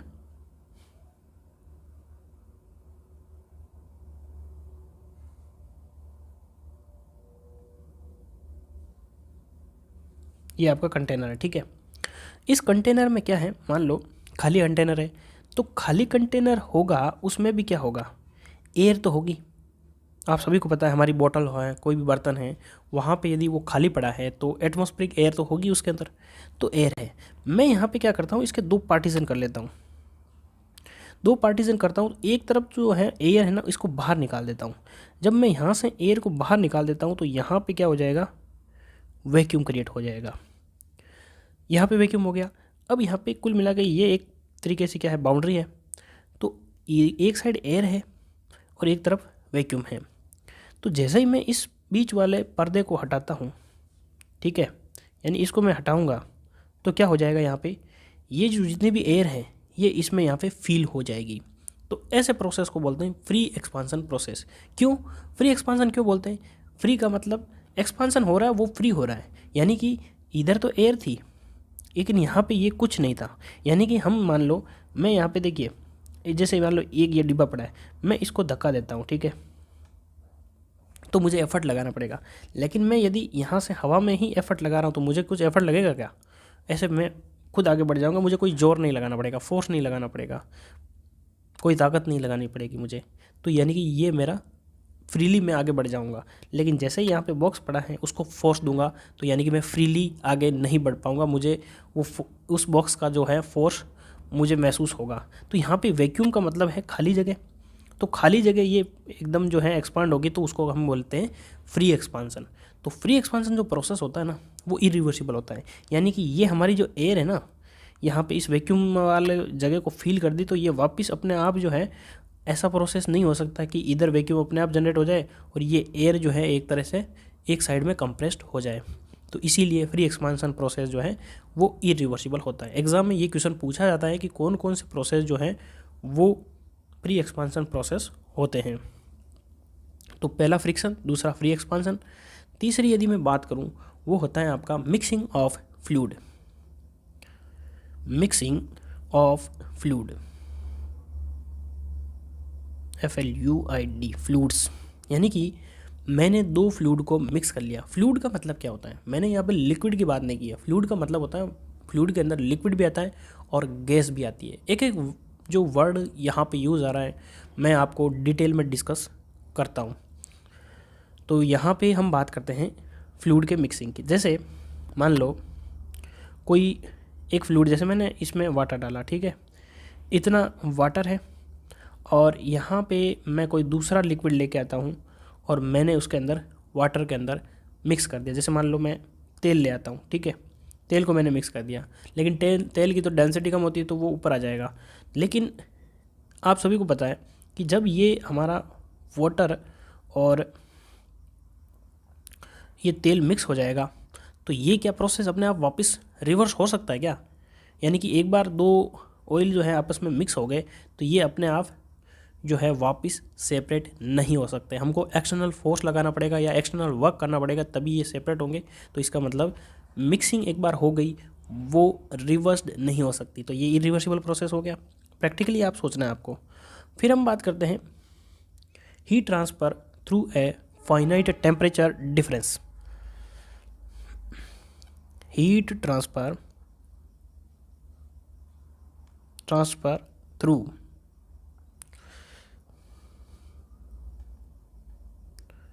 Through a finite temperature difference. यानी कि मान लो आप सभी को पता है, मैं आपको प्रैक्टिकली थोड़ा सा एग्जांपल देता हूँ। ये मेरी चाय है, ठीक है, टी नहीं लिखूँगा, चाय लिखूँगा मैं, ठीक है। आप चाय पी रहे हैं, ठीक है, आपकी चाय बहुत ज़्यादा गर्म है। तो जब गर्म है धीरे धीरे क्या होगी, ठंडी होगी। क्यों? क्योंकि चाय का एग्जांपल जो है वो आपको इजीली समझ में आएगा। बहुत सारे लोग जो है वो चाय के शौकीन होते हैं। तो यहाँ पे देखिए हमारा जो एनवायरनमेंट है ना उसका टेम्परेचर कम है। ये मान लो आपका इधर एनवायरनमेंट है, मतलब जो बाहर का जो भी एरिया है एनवायरनमेंट है, और ये आपकी चाय है। तो ये जो टेम्परेचर का डिफरेंस है, यानी कि हमारा जो हीट है वो हाई टेम्परेचर से लो टेम्परेचर की तरफ फ्लो हो रहा है। तो जब हमारा टेम्परेचर जो है वो एक बार लो हो गया चाय का, तो चाय क्या अपने आप गर्म हो जाएगी? नहीं। तो यानी कि ये भी इरिवर्सिबल प्रोसेस हो गया। तो आपको यहाँ पे याद रखना है कि कौन कौन से रीज़न है जिसकी वजह से प्रोसेस इरिवर्सिबल होता है। Friction, free expansion, mixing of fluid, heat transfer through a finite temperature difference. तो यहाँ पे ये चीज़ आपको समझ में आई होगी। आगे हम डिस्कस करते हैं। अब हम बात करते हैं साइक्लिक प्रोसेस की। साइक्लिक प्रोसेस क्या होता है? साइकिल से क्या समझते हैं? साइकिल का मतलब होता है कि कोई भी जो चीज़ है वो घूम फिरा के उसी जगह पे आ गई, इसका मतलब एक साइकिल कंप्लीट हो गया। जैसे मान लो मैं यहाँ पे था, इधर से मैं इधर गया, यहाँ गया, यहाँ गया, यहाँ गया, यहाँ गया और यहाँ पे आ गया। यानी कहने का मतलब है कि ये एक साइकिल कंप्लीट हो गया। क्यों? क्योंकि मेरी इनिशियल पोजीशन और फाइनल पोजीशन जो है वो सेम है। तो डेफिनेशन क्या हो जाएगी, the process is said to be cyclic in which initial state and final state are same. यानी कि यदि हमारी पहली अवस्था यानी जहाँ से हमने शुरू किया है घूम फिर के हम वहीं आ गए तो ये हो गया हमारा साइक्लिक प्रोसेस। अब यहाँ पे इंपॉर्टेंट चीज़ क्या है, डेफिनेशन इंपॉर्टेंट नहीं है, डेफिनेशन तो सिर्फ ये है कि आपको समझ में आना चाहिए कि एक्चुअल चीज़ होती क्या है। फिर हम बात करते हैं कि मिनिमम नंबर ऑफ प्रोसेस, यानी कि कितने ऐसे प्रोसेस हैं कि जिसकी वजह से कोई प्रोसेस जो है वो साइक्लिक हो जाए, यानी कि हमारा प्रोसेस कितने प्रोसेस में साइक्लिक होना चाहिए। यदि मैं बात करूँ पीवी डायग्राम की, यहाँ पे मैंने पीवी डायग्राम बनाया है, ये आपका प्रेशर और ये वॉल्यूम। मान लो ये स्टेट 1 है, ये स्टेट 2 है, यहाँ से 1 से 2 गया, ठीक है, और 2 से रिटर्न हो गया वापस 1, तो ये हमारा जो है साइकिल कंप्लीट हो गया। यानी कि ये प्रोसेस को मैं ए मान लिया और ये प्रोसेस को बी मान लिया। तो मिनिमम नंबर ऑफ प्रोसेस पूछे ना कि साइक्लिक प्रोसेस कंप्लीट होने के लिए मिनिमम नंबर ऑफ प्रोसेस कितने होने चाहिए, 2 प्रोसेस। फिर हम बात करते हैं कि यदि हमारे 3 प्रोसेस होते हैं तो कैसे होते हैं। आप सभी को एक साइकिल का मैं नाम बता देता हूँ, प्रैक्टिकल साइकिल है, अलग कलर यूज ले लेता हूँ मैं। यहाँ पे देखिए,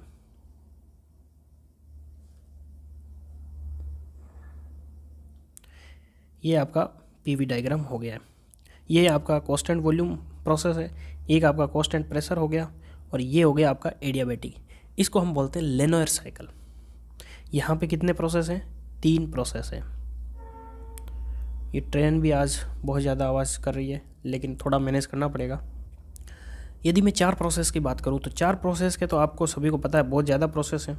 auto cycle, diesel cycle, dual cycle, dual तो ज़्यादा हो जाएगा, Otto, diesel, Atkinson, Stirling cycle, ये आप सभी ने पढ़े होंगे। तो यदि मैं पीवी डायग्राम की बात करूँ और ऑटो साइकिल की बात करूँ तो ऑटो साइकिल क्या होता है, कांस्टेंट वॉल्यूम साइकिल होता है। ये आपका ऑटो साइकिल हो गया जिसमें प्रोसेस कितने हैं, 4 प्रोसेस है।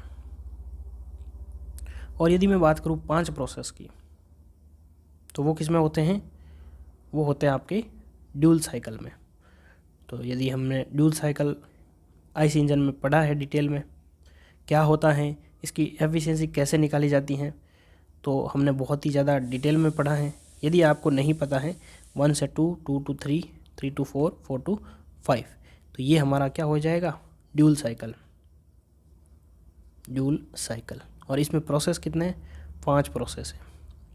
तो साइक्लिक प्रोसेस जो है वो मिनिमम 2 प्रोसेस में कंप्लीट हो सकता है, लेकिन प्रैक्टिकली जो है आपका 3 प्रोसेस है जिसे लेनोयर साइकिल कहते हैं, जो प्रैक्टिकली है। और जनरली मैक्सिमम प्रोसेस जो है वो 4 प्रोसेस में कंप्लीट होते हैं, क्योंकि सक्शन, कंप्रेशन, एक्सपांसन और एग्जॉस्ट 4 प्रोसेस होते हैं। और यहाँ पे जो हमारा ड्यूल साइकिल है वहाँ पे 5 प्रोसेस होते हैं, यानी हीट एडिशन जो है वो 2 जगह पे होता है, कांस्टेंट वॉल्यूम पे और कांस्टेंट प्रेशर पे। तो यहाँ पे ये समझ में आया होगा आपके कि साइक्लिक प्रोसेस क्या होता है। अब हम बात करते हैं क्वासी स्टैटिक प्रोसेस की। क्वासी स्टैटिक प्रोसेस जो है वो सिर्फ आपको ये समझना है कि ये एक ऐसा प्रोसेस है जो बहुत ज़्यादा स्लो है। और यदि कोई प्रोसेस बहुत ज़्यादा स्लो है, स्लो मतलब बहुत ज़्यादा स्लो, यानी कि वो टाइम जो है 1 से स्टेट से 2 स्टेट जाने में बहुत ज़्यादा टाइम कंज्यूम करेगा, तो जहाँ पे एक पॉइंट से दूसरे पॉइंट पे जा रहा है ना, तो इतना धीरे जा रहा है कि वो इक्विलिब्रियम कंडीशन में जा रहा है, यानी वो हर एक पॉइंट पे इक्विलिब्रियम कंडीशन पे होता है और बहुत ज़्यादा स्लो प्रोसेस होता है। तो ऐसे प्रोसेस को हम क्वासी स्टैटिक प्रोसेस कहते हैं। यदि हम इसके डेफिनेशन की एक्चुअल बात करें तो infinite slow process is known as quasi static process. In this process is obtain by joining a series of equilibrium state. जैसे मान लो मैं बात करूं कि यदि हम इसके प्रैक्टिकल या फिर हम इसके थ्योरी की बात करें, डेफिनेशन की बात करें, तो पहला रीज़न क्या हो गया, infinite slow process, infinite slow process. और दूसरा रीज़न क्या हो गया, it is equilibrium at every point, बस आपको इतना ध्यान रखना है। यानी कि क्वासी स्टैटिक प्रोसेस जो होता है वो हर एक पॉइंट पे इक्विलिब्रियम कंडीशन पे होता है, और इक्विलिब्रियम पे इसलिए होता है क्योंकि वो इनफाइनाइट स्लो प्रोसेस होता है। तो यहाँ पे आपको क्वासी स्टैटिक प्रोसेस समझ में आ गया होगा। अब हम बात करते हैं थर्मोडायनेमिक प्रॉपर्टी के बारे में। तो हमने डिस्कस कर लिया, लेकिन थर्मोमेट्रिक प्रॉपर्टी क्या होती हैं? थर्मोमेट्रिक प्रॉपर्टी वो प्रॉपर्टी होती है जिसकी वजह से हम टेम्परेचर फाइंड आउट कर सकते हैं। फॉर फाइंड आउट टेम्परेचर, ठीक है। यदि मैं बात करूं ऐसा थर्मोमीटर जिसका वॉल्यूम जो है वो कांस्टेंट है, तो मैं पहला लेता हूं constant volume thermometer. Constant volume thermometer. यदि मैं बात करूं कांस्टेंट वॉल्यूम थर्मोमीटर की, तो वहाँ पे थर्मोमेट्रिक प्रॉपर्टी कौन सी होगी? तो यहाँ पे यदि हम बात करते हैं कांस्टेंट वॉल्यूम थर्मोमीटर, तो ऐसी कौन सी वेरिएबल प्रॉपर्टी है जिसकी वजह से, जिसके चेंज होने की वजह से टेम्परेचर में चेंज आता है? यानी कि थर्मोमेट्रिक प्रॉपर्टी वो प्रॉपर्टी होती हैं जिसके चेंज होने पर, यानी कि वेरिएबल होता है। For find out the temperature, यानी कि मैं ये कह सकता हूँ a variable which is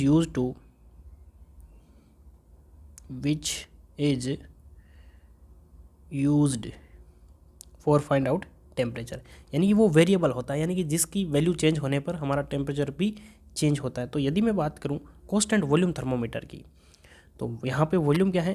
constant है। तो यदि हमारा वॉल्यूम कांस्टेंट है तो आइडियल गैस इक्वेशन क्या होती है? PV बराबर MRT। तो यहाँ पे हमारा वॉल्यूम तो क्या है? कांस्टेंट है। मास कांस्टेंट होता है, R कांस्टेंट होता है, तो मैं P बराबर क्या लिख सकता हूँ? MR/V। ये तो कांस्टेंट हो गया। T, तो यानी कि हमारा टेम्परेचर जो है किसका फंक्शन है? प्रेशर का। तो temperature is the function of pressure only. तो यहाँ पे थर्मोमेट्रिक प्रॉपर्टी क्या हो गई? प्रेशर, यानी कि प्रेशर जितना चेंज होगा उतना ही हमारा क्या हो जाएगा? टेम्परेचर। और सिमिलरली मैं यदि बात करूँ कांस्टेंट प्रेशर थर्मोमीटर, यदि मैं कांस्टेंट प्रेशर थर्मोमीटर की बात करूँगा, तो यहाँ पे वॉल्यूम कांस्टेंट था तो प्रेशर का फंक्शन हो गया, तो यहाँ पे टेम्परेचर किसका फंक्शन हो जाएगा? Function of volume. तो यहाँ पे जो हमारा वॉल्यूम है वो चेंज हो रहा है किसके रेस्पेक्ट में? टेम्परेचर के रेस्पेक्ट में। तो हमारी थर्मोमेट्रिक प्रॉपर्टी क्या हो जाएगी? वॉल्यूम हो जाएगी। किस केस में? कांस्टेंट प्रेशर थर्मोमीटर में। और यहाँ पे ये भी पूछा जाता है इलेक्ट्रिक रेजिस्टेंस थर्मोमीटर होता है, तो वहाँ पे जो हमारा रेजिस्टेंस होता है वो थर्मोमेट्रिक प्रॉपर्टी होती हैं। और थर्मोकपल की बात करें, EMF और वोल्टेज डिफरेंस जो होता है वो थर्मोमेट्रिक प्रॉपर्टी होती है। यानी कि मैं आपको बता देता हूँ, तीसरा जो है, यदि मैं बात करूँ इलेक्ट्रिक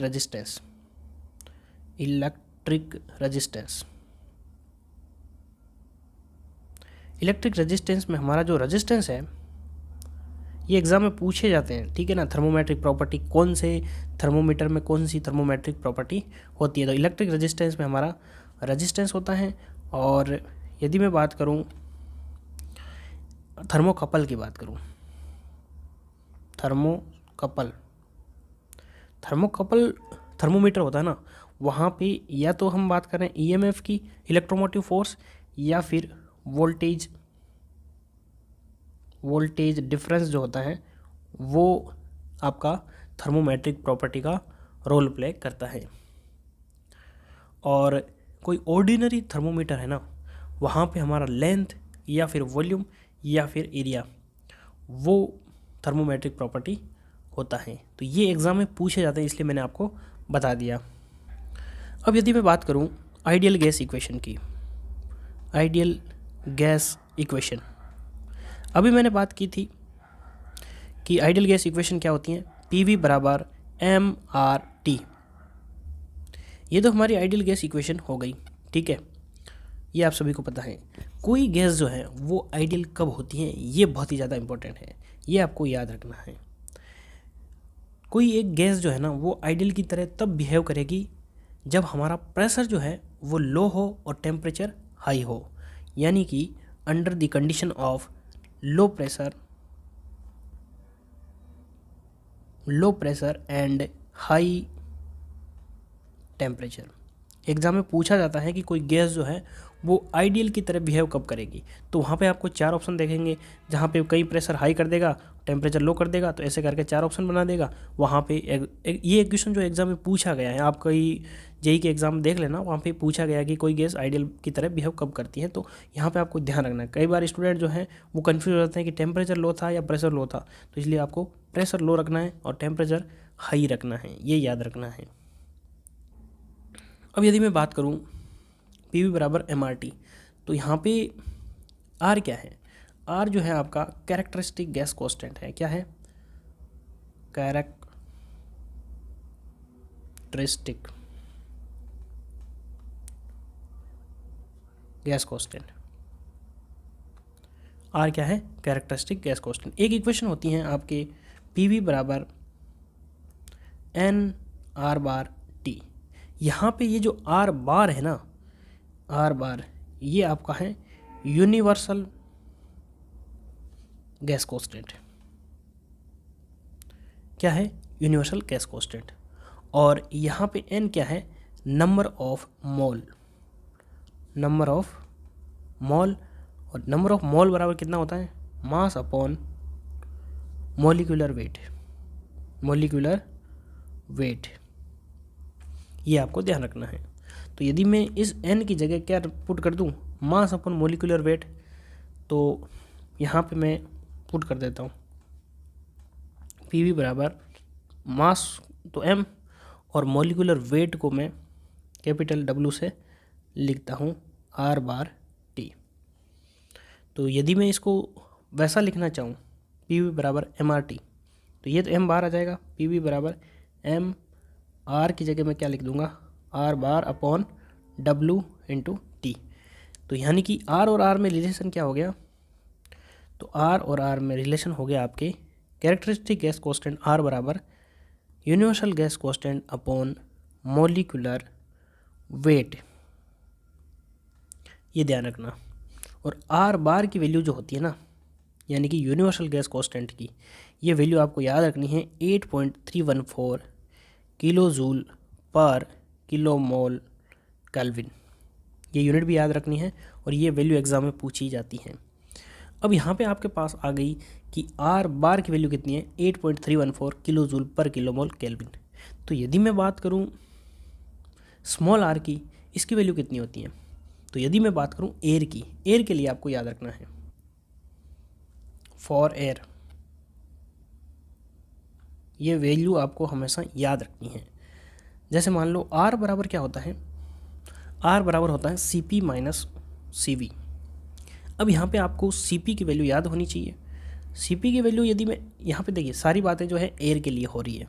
CP की वैल्यू होती है 1.005 किलो जूल पर किलोग्राम केल्विन, ये तो हो गई CP की। CV की वैल्यू होती है आपकी 0.718 किलो जूल पर किलोग्राम केल्विन। CP क्या है? Specific heat at constant pressure. CV है आपका specific heat at constant volume. अब यहाँ पे R की वैल्यू आप निकाल सकते हैं CP माइनस CV। तो यदि इन दोनों का डिफरेंस करोगे तो 0.287 किलो जूल पर किलोग्राम केल्विन। अब एक होता है आपका गामा, जिसे हम एडियाबैटिक इंडेक्स कहते हैं, वो होता है आपका CP अपॉन CV। इन दोनों से डिवाइड करोगे तो ये वैल्यू आती है आपके 1.4। ये जो है वैल्यू बहुत सारे छोटे छोटे न्यूमेरिकल में भी काम आती हैं और यहाँ पे एग्ज़ाम में डायरेक्ट पूछा जाता है, ठीक है। और एक चीज़ यहाँ पे मैं आपको बता देता हूँ, 0 डिग्री सेल्सियस का मतलब क्या होता है? 0 डिग्री सेल्सियस ये होता है आपका 273.15 केल्विन। ये एग्जैक्ट वैल्यू होती है 0 डिग्री सेल्सियस की। अब हम बात करते हैं zeroth law of thermodynamics. Zeroth law of thermodynamics, ये क्या होता है? एग्ज़ाम में पूछा जाता है। ये किसके द्वारा दिया गया था? RH Fowler. कई बार एग्ज़ाम में ये पूछ लेते हैं, RH फॉलर, ध्यान रखना है। अब यहाँ पे मैं आपको डेफिनेशन देने से पहले ये चीज़ बता देता हूँ कि कोई बॉडी एक A है, A बॉडी, वो थर्मल इक्विलिब्रियम में है विथ बॉडी B, और बॉडी B जो है वो थर्मल इक्विलिब्रियम किसके साथ में है, सी के साथ में सेपरेटली, यानी इन दोनों के बीच में कोई रिलेशन नहीं है। यानी ये जो सिस्टम है, यानी इन दोनों का और इन दोनों का, ये इसके साथ में इक्विलिब्रियम में और ये इसके साथ में इक्विलिब्रियम में है। तब यहाँ पे ये कॉमन बॉडी कौन सी है, कॉमन बॉडी आपके हैं बी। तो कॉमन बॉडी जो बी है ना, ये तो कहलाएगी आपके थर्मोमीटर, ठीक है। और ए और सी जो है वो अपने आप जो है थर्मल इक्विलिब्रियम में हो जाएंगे। यही क्या कहता है, जीरोथ लॉ ऑफ थर्मोडायनेमिक्स। तो डेफिनेशन क्या हो जाएगी, according to the zeroth law of thermodynamics, if body A is thermal equilibrium with body B and body B is thermal equilibrium with body C separately, then body A and C will definitely be in thermal equilibrium। तो ये मैंने आपको practical भी बता दिया और theory आपको बता दी। अब यहाँ पे जो कॉमन बॉडी कौन सी थी, बी, तो ये आपका एक तरीके से थर्मोमीटर की तरह वर्क करता है। यानी कि जीरोथ लॉ ऑफ थर्मोडायनेमिक्स की वजह से ही थर्मोमीटर का जो है आपका पता चला है। अब यदि हम बात करते हैं कि जीरोथ लॉ ऑफ थर्मोडायनेमिक्स किसके बारे में बात करता है, तो ये आपका थर्मल इक्विलिब्रियम के बारे में बात करता है। यानी कि ये किसकी बात करता है, टेम्परेचर की बात करता है। तो ये एग्जाम में पूछा जाता है कि जीरोथ लॉ ऑफ थर्मोडायनेमिक्स किसके बारे में बात करता है। और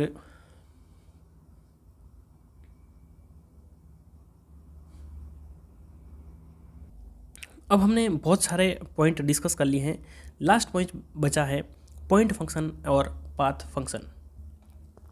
तो यदि हम बात करें पॉइंट फंक्शन क्या होते हैं और पाथ फंक्शन क्या होते हैं, यदि मैं बात करूं पॉइंट फंक्शन की, तो पॉइंट फंक्शन यानी कि ऐसा वेरिएबल जिसकी वैल्यू पाथ पे डिपेंड नहीं करती, यानी कि किस पाथ से जा रहा है उसे कोई फ़र्क नहीं पड़ता। किसी भी पाथ से जाएगा तो उस एक सिस्टम के लिए या एक पर्टिकुलर के लिए हम बात करते हैं, उसके लिए ये वैल्यू सेम रहती हैं। लेकिन पाथ फंक्शन जो होते हैं, नाम से पता चल रहा है कि ये पाथ पे डिपेंड करते हैं। और पाथ फंक्शन जो है वो दो ही है, एक आपका हीट और दूसरा वर्क। तो पॉइंट फंक्शन क्या है, पॉइंट फंक्शन है डज नॉट डिपेंड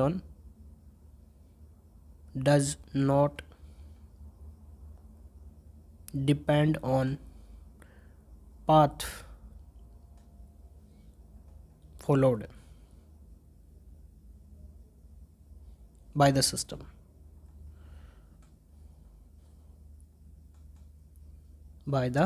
system। यानी कि सिस्टम कोई भी पाथ फॉलो करे उनकी वैल्यू सेम रहती हैं। एग्जाम्पल प्रेशर हो गया आपका, टेम्परेचर हो गया, ठीक है, ये तो हो गया आपके पॉइंट फंक्शन। पाथ फंक्शन जो होते हैं ना, पाथ फंक्शन ये पाथ पे डिपेंड करते हैं। तो डिपेंड ऑन पाथ, यानी कि जिनकी वैल्यू जो है वो पाथ पे डिपेंड करती है। यहाँ पे मैंने डेफिनेशन एग्जैक्ट नहीं लिखी है, इसका रीज़न यही है कि यहाँ पे एग्जाम्पल आपको पूछे जाते हैं, बस आपको इसका पता होना चाहिए कि होते क्या है। तो पाथ फंक्शन पाथ पे डिपेंड करते हैं, तो कौन कौन से हैं पाथ फंक्शन, एक तो हो गया आपका हीट और दूसरा हो गया आपका वर्क। फिर यहाँ पे आपको ये समझ में आ गया, यहाँ पे देखिए जितने भी प्रेशर, टेम्परेचर, वॉल्यूम जो भी हैं, ये एग्जांपल सभी के सभी पॉइंट फंक्शन के हैं। जितनी भी प्रॉपर्टीज़ हैं वो सब पॉइंट फंक्शन है। लेकिन हीट और वर्क दो ही ऐसे हैं जो पाथ फंक्शन हैं। तो इसके तो दो फिक्स एग्जांपल हैं, ये जो है ये दोनों फिक्स एग्जांपल किसके हैं, पाथ फंक्शन के। और जितने भी आपको पूछे मैंने यहाँ पे नाम नहीं जिसके भी लिए वो सब पॉइंट फंक्शन हैं। अब हम बात करते हैं एग्जैक्ट डिफरेंशियल और इन एग्जैक्ट डिफरेंशियल। यदि मैं एग्जैक्ट डिफरेंशियल की बात करूं तो a function is said to be exact differential if the cyclic integral of variable, cyclic integral of variable मान लो डेल एक्स है, ठीक है, एक्स कोई क्या है, वेरिएबल है, जिसका साइक्लिक इंटीग्रल जो है वो यदि ज़ीरो है तो उसको हम क्या बोलेंगे, एग्जैक्ट डिफरेंशियल। और यदि मैं बात करूं इन एग्जैक्ट डिफरेंशियल, तो इन एग्जैक्ट डिफरेंशियल में किसको बोलूँगा, cyclic integral of the variable is does not equals to zero is known as inexact differential. Exact differential के लिए जितनी भी प्रॉपर्टी मैंने अभी बताई थी आपको, जैसे आपका प्रेशर हो गया, टेम्परेचर हो गया, वॉल्यूम हो गया, ये सब क्या है, एग्जैक्ट डिफरेंशियल है। लेकिन मैंने पाथ फंक्शन दो ही बताए थे, हीट और वर्क। उन दोनों का इनएग्जैक्ट डिफरेंशियल होता है। तो इसके जो आपके एग्जाम्पल हैं वो हो जाएंगे हीट एंड वर्क। ये दो ही नाम आपको याद रखने हैं। तो यहाँ पे आपको कंक्लूजन में क्या मिला कि जितनी भी प्रॉपर्टी होती हैं वो सभी की सभी एग्जैक्ट डिफरेंशियल होती हैं, और जितने भी पाथ फंक्शन होते हैं जो दो ही है हीट और वर्क, वो इन एग्जैक्ट डिफरेंशियल होते हैं। यानी हीट एंड वर्क जो है वो पाथ फंक्शन है और इन एग्जैक्ट डिफरेंशियल है। ये एग्जाम में बार बार क्वेश्चन पूछा जाता है। तो फ्रेंड्स, ये था टोटल हमारा वीडियो जहाँ पे हमने एक एक चीज़ को डिटेल में डिस्कस किया है। वीडियो थोड़ा लेंथी हो गया है, लेकिन मैंने एक एक चीज़ को बहुत ही बेसिक तरीके से और डिटेल में डिस्कस की है। यदि आपने पूरा वीडियो देखा, यानी आप यदि यहाँ तक पहुँच गए हैं और मेरी आवाज़ इस टाइम सुन रहे हैं, तो आपका पहला चैप्टर से रिलेटेड कभी भी किसी भी एग्ज़ाम में बिल्कुल जेई से लेके गेट IAS तक आपको कोई प्रॉब्लम नहीं आएगी। और यहाँ तक आप पहुँचे हैं तो आपको वीडियो ज़रूर पसंद आया है, और ज़रूर पसंद आया है तो वीडियो को लाइक शेयर ज़रूर करें। पहली बार यदि आप चैनल पर आए हैं तो सब्सक्राइब ज़रूर करें और दोस्तों को शेयर ज़रूर करें। अब यहाँ पे आपके कुछ स्टूडेंट के ये डाउट आ रहा होगा कि PDF कहाँ से लें।